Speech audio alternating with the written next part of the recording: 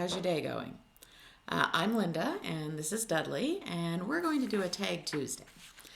So this one is called Book Confessions, and it's by Kim at MIDDLEoftheBookMARCH, and it's got about 9 prompts, so we'll shouldn't take too long. So Dudley seems to think that I have not had a bath and that he needs to clean me, so we got that going on. All right, so what is an unpopular book opinion or preference you have? I guess with me, the most unpopular one is probably the fact that I'm not a big Jane Austen fan. I don't know even why, I just can't really get into her. So that's probably not a really popular book opinion. I also don't care much for Jodi Picoult, and I know she's very popular too, but she doesn't have happy endings, and I really don't like that. I know like a lot of people like the bittersweet endings or the more realistic endings. I have real life for realism. I like when things are just wrapped up nicely. Has your reading taste changed over the years, and how? Oh, definitely. You gonna get down? Okay. I think before my reading tastes were probably I think I read more science fiction and more fantasy, and I've kind of gotten away from that. And I even had a period at one point where I read a lot of Stephen King, and I don't really read that anymore. I think I'm just at that stage in my life where I'm more interested in things that are maybe a little cozier and a little lighter. So, not always, but that's probably what I lean more towards. So yeah, they've definitely changed. What genre do you read to get out of a book slump?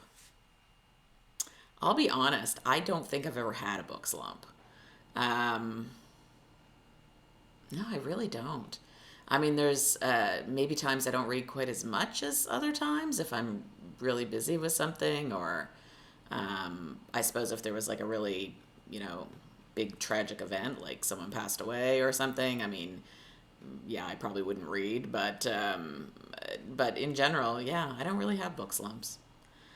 What are some of your automatic buy authors?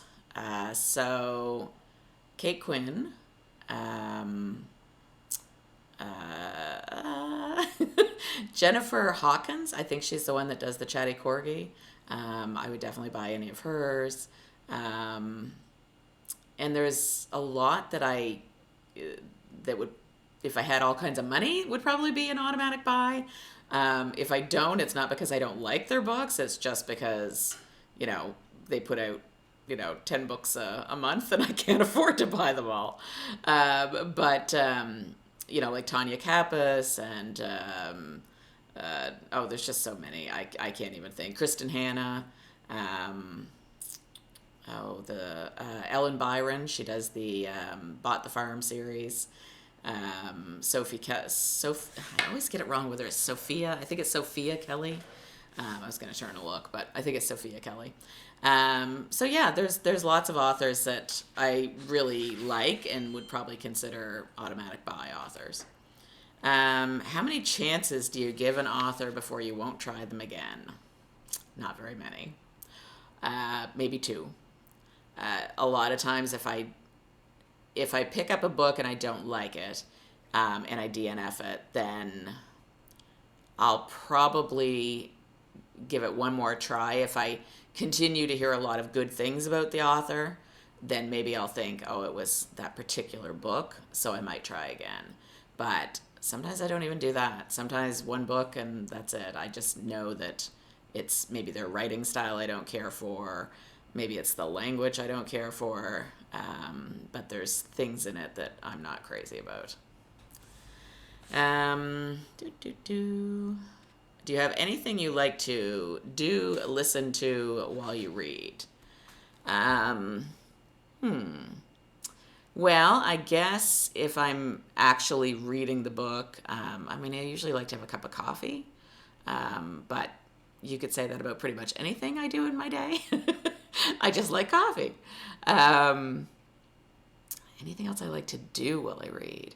I mean, you can't really do too much while you read. I mean, it's not like I can read and knit or read and color and stuff. I mean, I save those things for audiobooks. I mean, if something's going on and I'm reading an audiobook, then yeah, I do all kinds of things. I might work on a craft, I might do the dishes, just things that keep my hands busy, but I don't have to think about too much. But when I read, no. I mean, I might have a cup of something, and that would be about it. How far do you read before DNFing? Probably about 30%. Usually by then I know that I don't care for the book. Now sometimes that I'm sure bites me, and I'm sure if I just kept going, maybe it would get better, but there would still be a good portion of the book I didn't care for, so I usually just stop by then. There's been a couple of books where I barely made it through the first chapter. Those ones you usually don't hear about because I figure I haven't read enough of them for me to give any kind of review and have it be accurate, because if I've only read like a short amount, I can't really say too much about it. But sometimes if it's something that, I started a James Patterson book once. Can't remember which one. And I do like James Patterson in general, but this particular book started out with them talking about kind of this horrific event, and I'm not even going to go into it, but I read to see what that was, like up to that point, and then it was like, oh my goodness, I can't read this. And I just shut the book and walked away. It was so, it just depends. Do you ever find yourself making the same faces as the characters in the book? I don't think so. Maybe. Now I'm going to be self-conscious when I read. I'm going to have to, I'm going to be wondering, am I making that face? I have seen myself laugh out loud sometimes at something a character does in a book, or cry, all those things. But yeah, I don't think I make the faces. Not that I know of. Maybe that's more of a question for Wonderful Husband. And rereading, yes, no, or depends. I have reread some things, but I always regret it. So in general, no. Because I tried that. I tried rereading several books that I really liked. One was the Thomas Covenant Chronicles, I think they're called. It's by Stephen R. Donaldson, and it's a sci-fi series that's about 7 books, I think. And when I first read them, I devoured them. I just really liked them. And then I tried to reread them, and I didn't care for them as much, and I just couldn't get into it. And then I tried it again with like a Star Trek book. It was called Imzadi, and it was all about, for those of, if you watch Star Trek, but it was about the character Will Riker, and he's like the first officer of the starship, Star Trek Enterprise, and then he is the counselor that's on there, and her name is Deanna, and they, all through the series, they kind of have a relationship going. It's kind of up and down and all over the place. But this is kind of their origin story. And the first time I read it, just loved it. And I went to reread it, and it was like, no, it just wasn't, it just didn't have the same appeal. So I don't know why that is. I guess it's just that you're at a different stage of your life.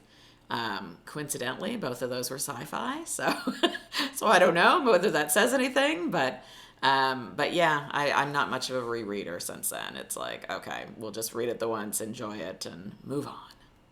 So those are the questions. Anyone who wants to do the tag, feel free. It's been sitting in my, with all my tags, that I'm planning to do. It's been sitting in that folder for quite some time. So I feel like a lot of people have probably already done it. So I'm not going to tag anybody, but if you see it and you think, oh, that sounds like a good one, and you want to do it, go ahead and do it. You're tagged. So I hope you're having a great day. I hope the sun is shining where you are and you're getting out to enjoy it and not having to work through it all. Dudley was acting like he was going to come up, but he changed his mind. And I've got another video I'm going to work on, and I'm going to prepare supper kind of ahead of time because it's a new recipe and I want to make sure that it's going to turn out. And it's a lot of steps. And I find with the chronic pain, it's you have to pace yourself, so you have to do a little bit, wait, do a little bit more, wait, and it's a little time consuming, but at the same time, it makes it so I don't get a flare up of pain. So this one is spinach artichoke chicken casserole, which sounds really good. So I'm hoping it's as good as it sounds. And the sun is shining, so that's nice too. Maybe Dudley and I'll get out on the deck for a little while. So hope you have a great day. Bye bye.